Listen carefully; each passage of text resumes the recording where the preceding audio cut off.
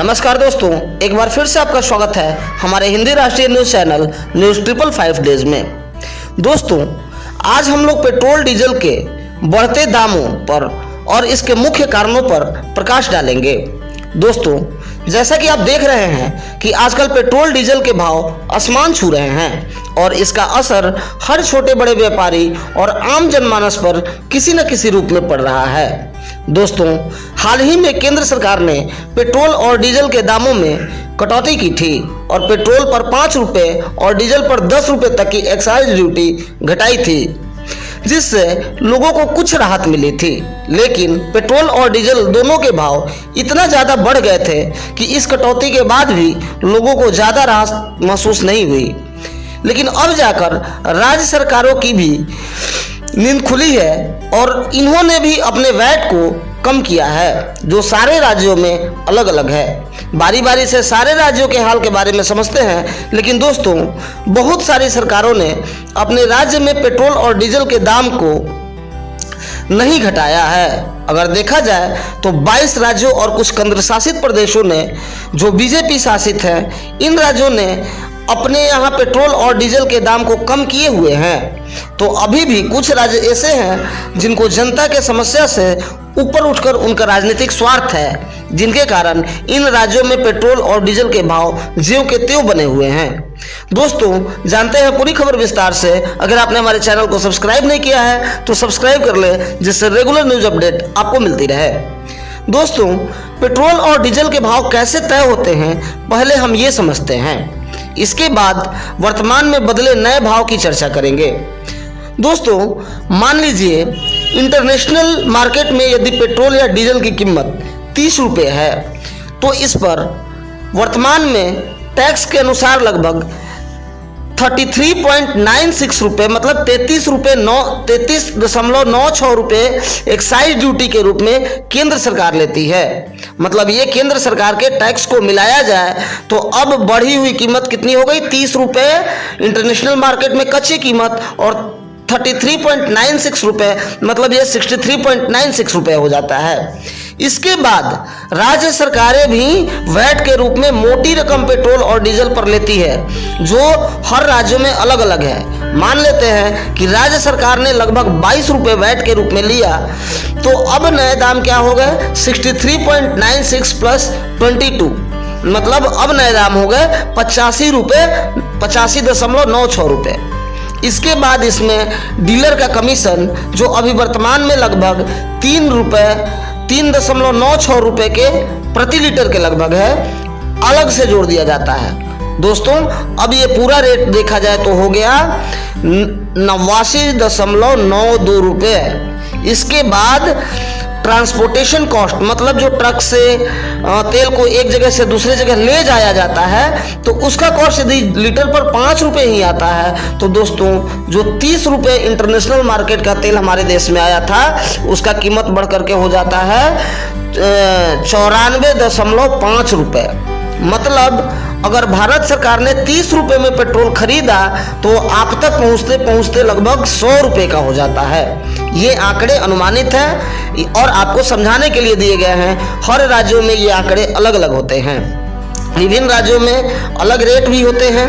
मजे की बात तो ये है कि हर महंगाई पर राज्य सरकारें केंद्र सरकार पर निशाना साधती हैं, लेकिन इस मामले में कोई किसी को नहीं बोलता, क्योंकि इसमें केंद्र सरकार के साथ साथ राज्य सरकार को भी मोटी कमाई होती है।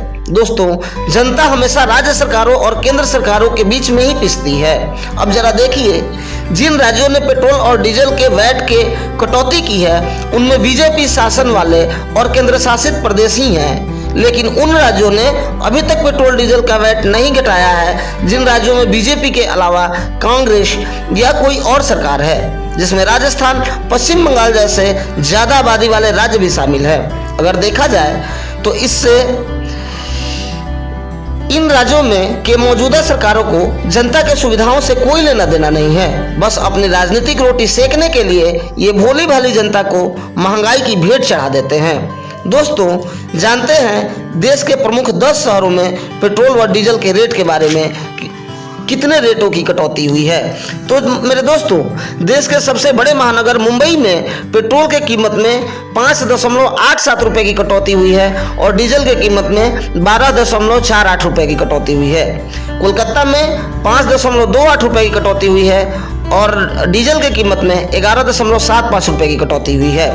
वहीं पर दिल्ली में, जो देश की राजधानी है, यहाँ 6.07 रुपए पेट्रोल से कटौती हुई है और डीजल में 11.77 रुपए की कटौती हुई है। वहीं चेन्नई में 5.26 रुपए पेट्रोल में कटौती हुई है और 11.16 रुपए डीजल में कटौती हुई है। हैदराबाद में पेट्रोल में 6.29 रुपए और डीजल में 12.78 रुपए की कटौती हुई है।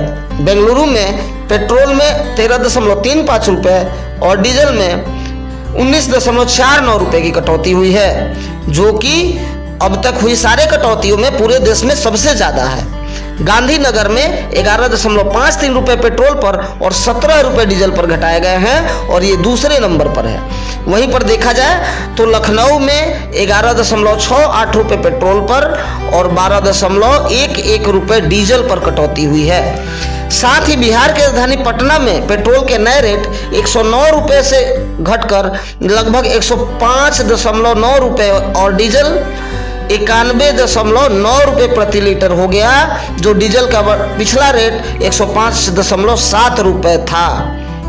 दोस्तों, जिन राज्यों ने अपने वैट की कटौती नहीं की है वो राज्य हैं राजस्थान, पंजाब, छत्तीसगढ़, महाराष्ट्र, झारखंड, तमिलनाडु, पश्चिम बंगाल, केरल, दिल्ली, ओडिशा, तेलंगाना और आंध्र प्रदेश।